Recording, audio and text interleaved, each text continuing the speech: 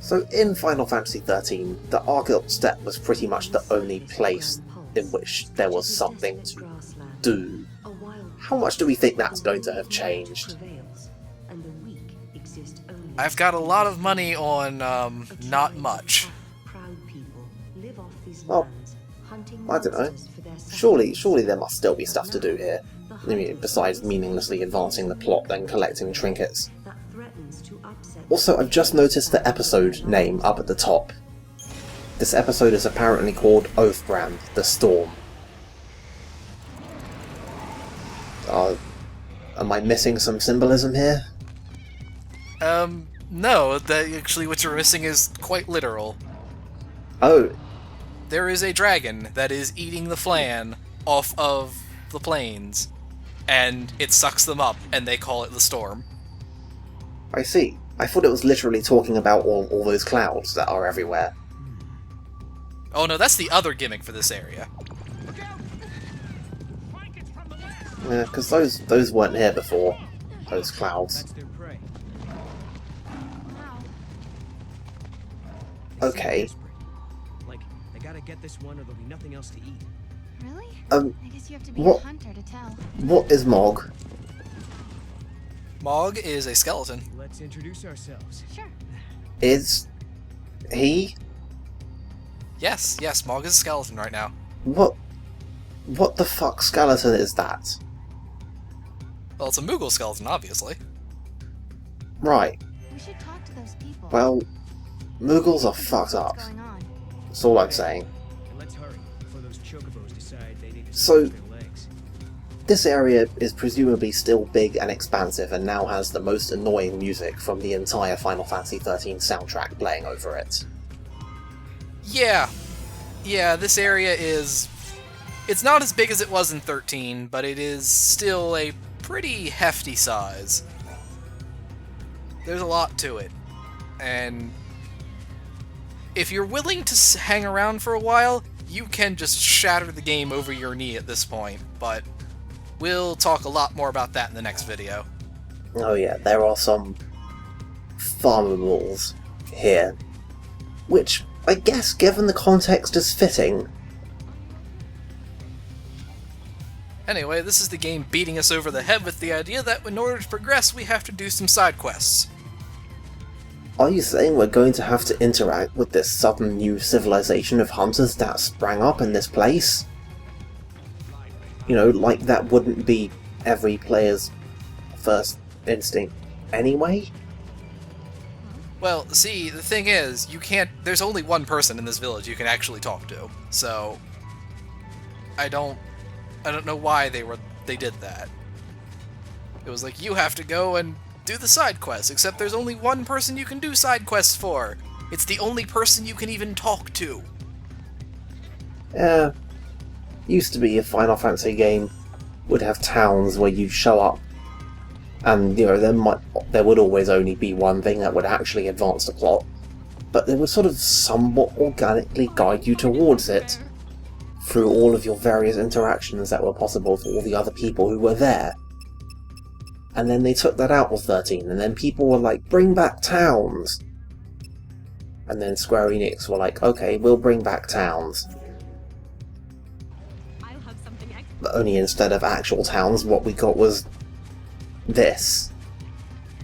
With objective markers on a minimap and everything. So that's a lost cause. Listen, we could do with an extra arm. You help us, I'll give you this map. Okay. Alright, sure. He just gave us the map anyway. Find someplace else. You guys aren't exactly hauling it in. We could use an extra arm. Here's a map. Oh, by the way, don't fucking hunt here. Get out of here.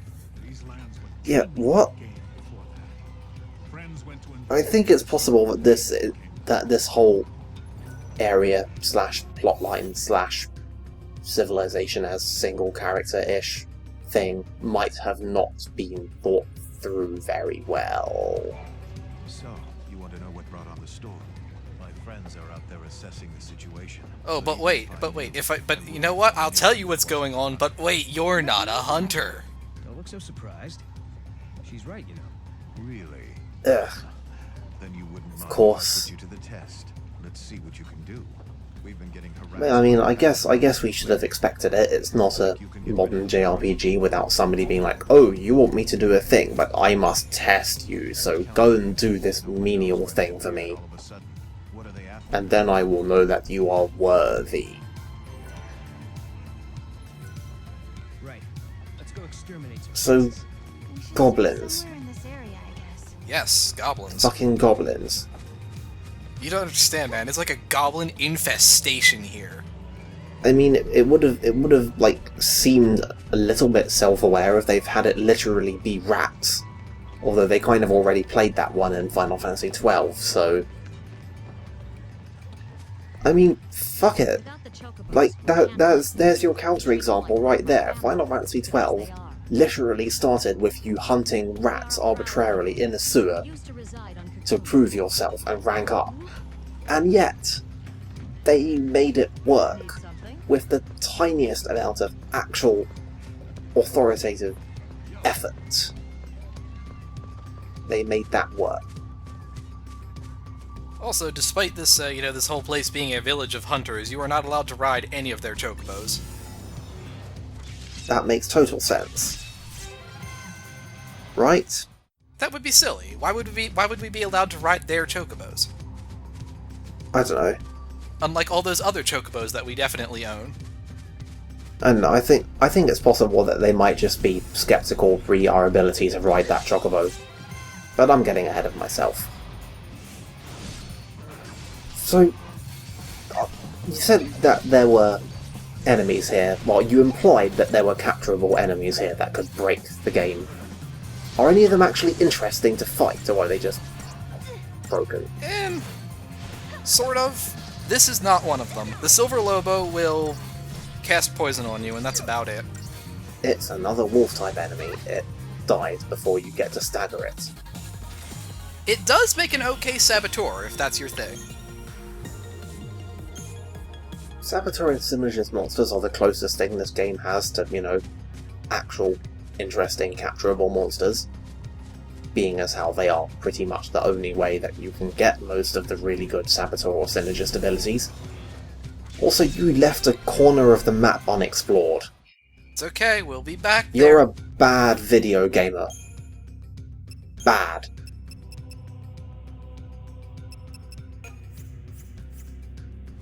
So, let's, Oh, look at that. Oh, that's cute. The target has been identified. It's a chocobo? Yeah! So, ignoring these goblins because, they're fucking goblins, the real enemy here is the chocobo.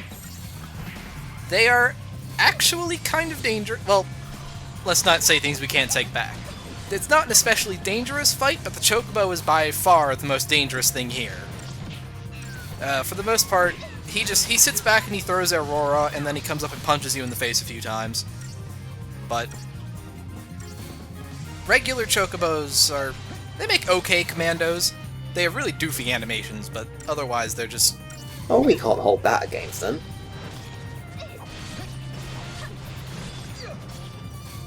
I like that we're fighting chocobos. They're showing up as enemies again. It's one of the things I liked about it, specifically about 7. Is that it was such a tiny thing, but like having to encounter chocobos in fights and then do something non-distinct with them as opposed to murder, which is what you do to literally every other thing you encounter in a battle in that game, was actually interesting and kind of feels like interacting with an environment. Of course, it doesn't look like we're going to get that here. It just looks like you can capture chocobos by murdering them. Well, that is how everything works in this game, so... Oh well. That's right, Final Fantasy VII, the game that Final Fantasy XIII was basically fetishizing the entire time, actually did capturing things much, much better than this. Although it should be noted that chocobos are unique in that you are allowed to have 3 of them, and not just 1. Hang on, what? Maybe we'd better not. Not right now. Let's go back to the chocobo thing though. 3 of them? Yeah, for whatever reason you're allowed to have 3 Chocobos instead of 1. Those little monsters. I have to hand it to you. Define have, like in your monster list. Yeah, in your inventory, monster list, yeah. Say, can I ask So if you have 3, then you'll still fight them, but they can't be captured? desperate need of Yes. Why don't you go and talk to Huh. the folk over there? They'll fill you in. That explains a bit, actually. Well, I'll have other things that I'll ask about that, but, later. So help somebody in need, this convenient person you could not talk to earlier. Suddenly becomes available to talk to, including a big glowing objective marker on the minimap. No, and guess what it is? It's fetch quest time! Early.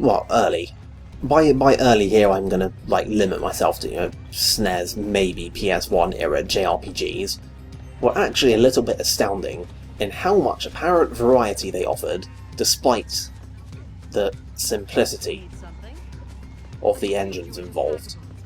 Is that they could give you a very loosely phrased social objective, work your way into the friendship of this person, and give you a variety of stuff to do that progressed meaningfully, felt natural, did not get monotonous. And years and hardware generations later, we have games that look like this and don't play anywhere near as interesting as any of that stuff.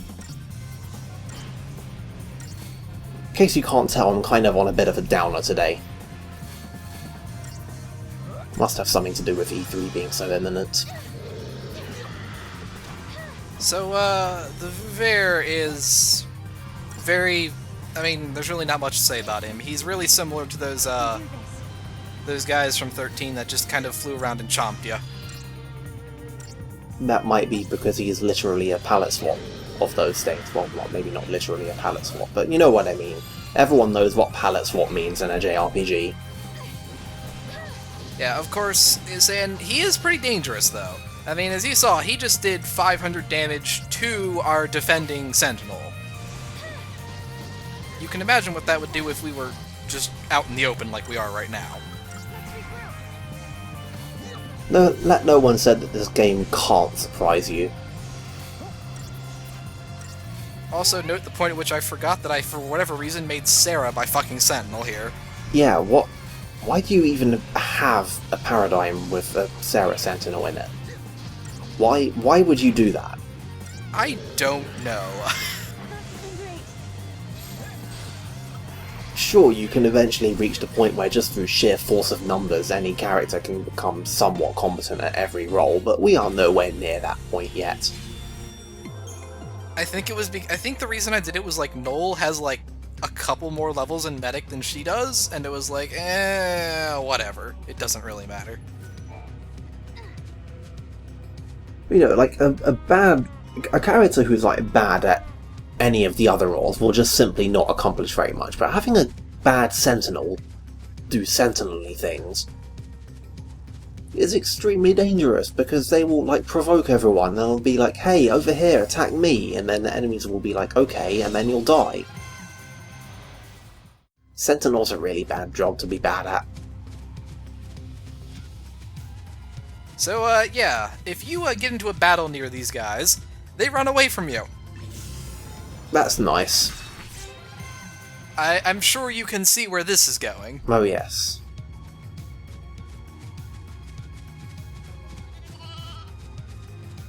You gotta laugh. Final Fantasy XIII-2 works an actual decent detail into their game. And more than anything else, it just inconveniences you. You've really gotta laugh. I mean, at least they mark where they are. Like the ones that you haven't gotten yet. Small mercies, if nothing else. It's nice that they have the big, obvious speech bubbles, not like it wasn't very obvious where they were anyway. And, not like they didn't just manage to lose you for a second there. Yeah, this is real dumb. hey, we got there in the end. And after all that detail, you still just have a generic item animation that's the same as picking up an item. Look at this shit. Like, do you really want another one of those cutscenes where Vanille just sneaks up and just plunges her hand into the thing's side? I don't know, at least they put some fucking effort into some part of that. If no other. Need something? I mean, like, animations and stuff in video games is like one of those things where it's possible to put a whole bunch of effort into it, and at the end of it, you do the job well enough that, kind of ironically, most people don't even notice that you've done a job, because there are no jarring animations that take people out of the experience to the extent that they start paying attention to what the animations look like. Kind of one of those detail irony mismatches. The storm only comes when it's really hot. Game seems to have a lot of those lately. Wait for the weather to change? Alright, so, we apparently have a problem. This storm only happens when it's sunny outside. What? The storm isn't happening now? What the hell is this if not a fucking storm? There is a direct correlation between weather and monsters. Well, let's listen to this lovely tutorial lady. Ah, the weather control device. Well, that's a hell of a thing to just matter-of-factly drop on us. Come, I'll teach you how to operate the machine. Use the lever to shift the direction of the wind. And, you know, where the hell was this thing a while ago? Are we supposed to believe that these people built this thing? Which levers you use. Well, I mean, obviously, I don't know where else you would have thought it came I from. mean, they're hunter-gatherer foraging people, and they just build this stuff? If you make it rain, the monsters near watering holes will become more vicious. Yeah. Rare monsters with extraordinary strength may appear. I mean, By controlling yeah. you can control. I mean, there's only so much we can really say about this. But the gist of it is that you can change the weather, and that will change which monsters appear on the field. But we'll play around with that next time. Oh well. Basically, it's a return of that one mechanic from that one area in Final Fantasy XIII, but with more numbers and no really meaningful extra content.